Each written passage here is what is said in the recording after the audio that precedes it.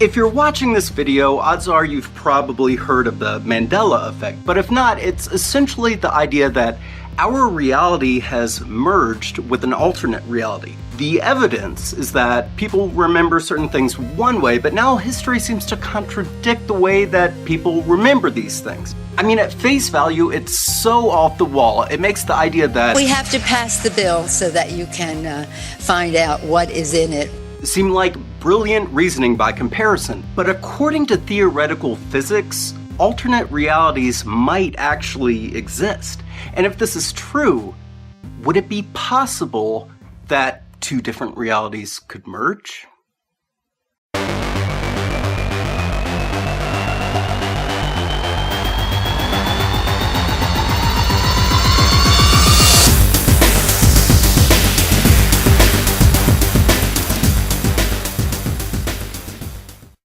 Many people seem to remember that Nelson Mandela died in prison several decades ago.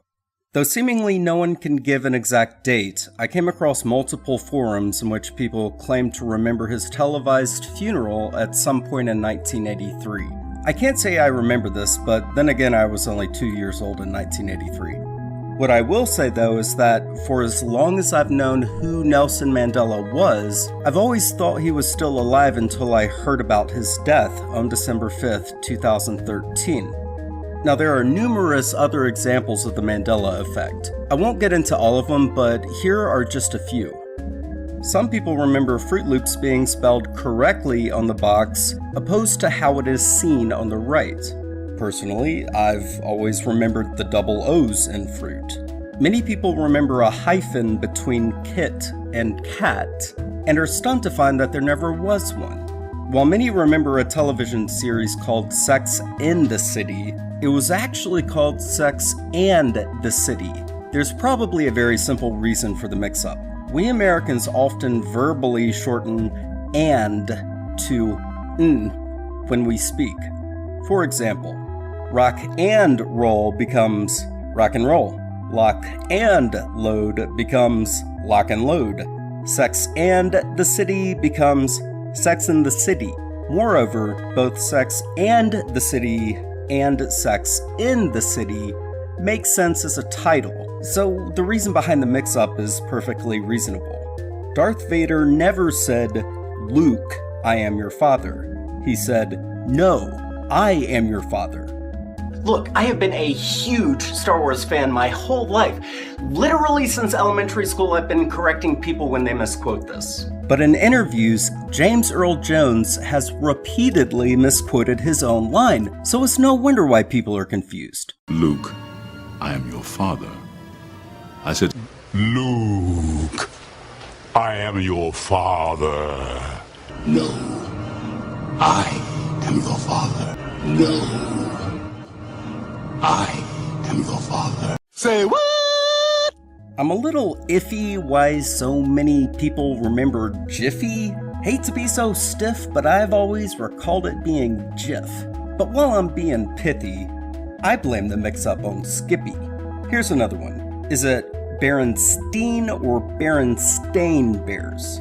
I remember people mispronouncing it as Berenstein, but I vividly recall it being spelled and pronounced as Berenstain on the TV show. So either you people are all up in my reality, or something else is going on here. Another example is the Monopoly Man. Many people remember him having a monocle, yet he never did. Ugh. To all believers in the Mandela Effect out there, I'll give you this one. Okay, I admit it. I kinda remember him having a monocle also. But I have a possible speculative reason as to why so many people remember it that way. The combination of a top hat and monocle was once a very popular stylistic motif. There are numerous examples in pop culture where this motif is repeated. Admittedly, this doesn't necessarily debunk the Monopoly Man example, but at the very least, it's something worth considering. Honestly, I do find it strange that I and so many others remember him wearing a monocle. He would look better with one, so I propose we petition Hasbro to give him one, dagnabbit. Now, when I was in elementary school, we learned about a wonderful woman by the name of Jane Goodall. She was arguably the world's foremost expert on chimpanzees until her young life was tragically cut short. I vividly remember our teacher telling us that she was killed. Fast forward a few decades, and then I see this, showing a very old, very alive Jane Goodall. Okay, what the Quite confused, I go online to see if anyone else remembers hearing about her death. Turns out there are other people that also vividly recall her dying. This is where it starts to get weird. You see, I remember learning that she was murdered by a group of poachers in the mid-80s who were angry with her for her animal rights work. While I found a few other people who recalled exactly what I recall, I also found a few people who remembered her dying much more recently by being mauled by a chimpanzee. After a bit more digging, I found that there was a primate expert by the name of Dian Fossey who was found murdered in 1985. Fossey fought tirelessly to end gorilla poaching in Rwanda, and though her murder remains an open case, poachers clearly had a motive to kill her. Also, Goodall and Fossey were close friends, and they were often seen together. As per Goodall being mauled to death more recently, I believe I found the source of confusion. A woman by the name of Sharla Nash was nearly killed after her friend's pet chimpanzee brutally attacked her in 2009. Her injuries were so extensive that she lost parts of both arms and much of her face. She has since received a face transplant, but has permanently lost her sight as a result of the attack. But why the confusion? Could it have been misreported by some media outlet? Nah, the media never gets it wrong. Good evening, everyone. I'm Sandra Bookman. And I'm Joe Torres. We begin with the breaking news about Hillary Clinton's death. Well, earlier we stated that James O'Keefe, founder of Project Veritas, was convicted for his role in the break-in of a senator's office. That is not accurate. This is a type of superior mirage called a fata morgana. If he wins all of the toss-ups, which would be insane because nobody wins all of the toss-up states, even if Donald Trump did win all of the toss-up states, he would still lose. People like Alex Jones fanned a conspiracy theory. Do we even know who is this 4chan person or website? He may, and I'm sure we're gonna be able to get some more confirmation on this as the hours and minutes go on. He may have been just a system administrator who knew his way around and how to hack things. Starting tomorrow, we're going to have a volcanic eruption right near Charlottesville. So we'll bring you on into the temps, and we're all doing okay. Wow, 750 degrees in Gila Bend right now. And 1,270 in Ahwatukee. Now, I'm not authorized to evacuate Ahwatukee, but this temperature seems pretty high. Cave Creek is really Yeah, Cave Creek, Fountain Hills, they don't look good either. And frankly, Wickenburg is a total loss. You might as well just get out of anywhere along this 60 here. It's very warm. Surprise is starting to heat up as well at 1,300 degrees. So, again, the safe spots seem to be Chandler and Mesa. Scottsdale is doing okay so far. But, you know, you're sort of surrounded by some pretty intense heat. So, you know, again, I'm not your dad, but I would get out while you still can. I think steel boils at about this temperature. So, Cave Creek, there's probably nothing left up there. Okay, so those last two were jokes, but the point is that the media gets it wrong sometimes.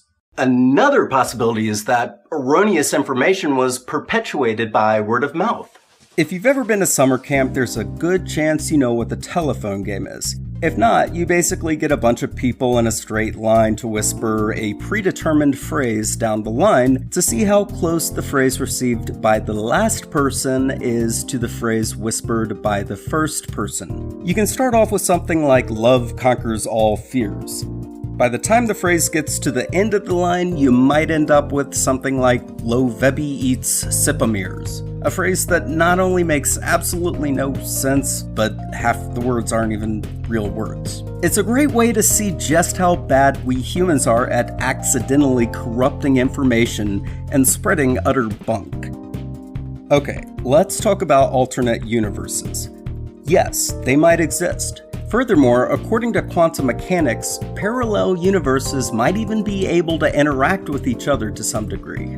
Others speculate that these supposed changes to our timeline prove that we have already developed time travel and are making subtle changes in our own timeline.